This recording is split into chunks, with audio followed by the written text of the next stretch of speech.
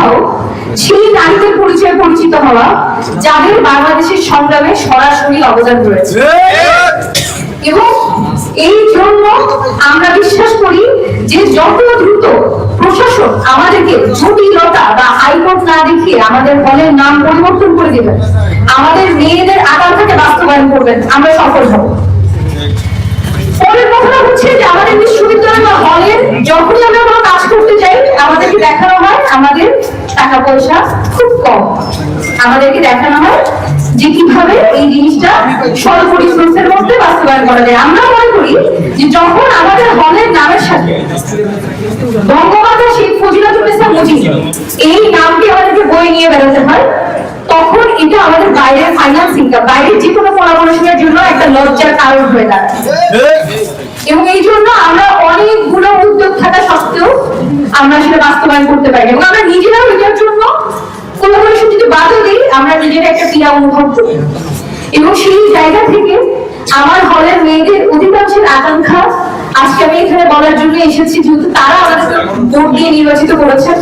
আমার হলের মেয়েদের আকাঙ্ক্ষা ছিল এখানে উপস্থিত আমার অন্যান্য হলের বোনেরা আছে, হল সংসদের প্রতিনিধিরা আছে, আমার অন্যান্য হলের ভাইরা আছে, ডাকসুর আমার বড় ভাইরা আছে, ছোট ভাইরা আছে, এবং আপনারা সাংবাদিক ভাইরা আছেন। আমরা চাই যে আপনারা এই জায়গায় আমাদেরকে পূর্ণ সহযোগিতা করেন, আমাদের প্রতি পূর্ণ সমর্থন রাখেন, যেন আমরা প্রশাসনিক জটিলতার ঊর্ধ্বে গিয়ে আমাদের হলের নাম দ্রুততম সময়ে পরিবর্তন করতে পারি।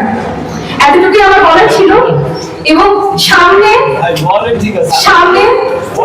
আপনাদের কাছে আমার অনুরোধ থাকবে যে এই বিশ্ববিদ্যালয়ে যখনই আমরা মুক্তিযুদ্ধের অবদানগুলোকে আসলে অতিরঞ্জিত করবো, ব্যক্তি কেন্দ্রিক বা পরিবার কেন্দ্রিক করবো, আমরা যেন সকলে সোচ্চার থাকি। কারণ আমরা মনে করি আমাদের বাংলাদেশের ইতিহাস, আমাদের মুক্তিযুদ্ধের ইতিহাসটা সংকীর্ণ হয়েছে এই পারিবারিক পরিবারতান্ত্রিক রাজনীতির কারণে।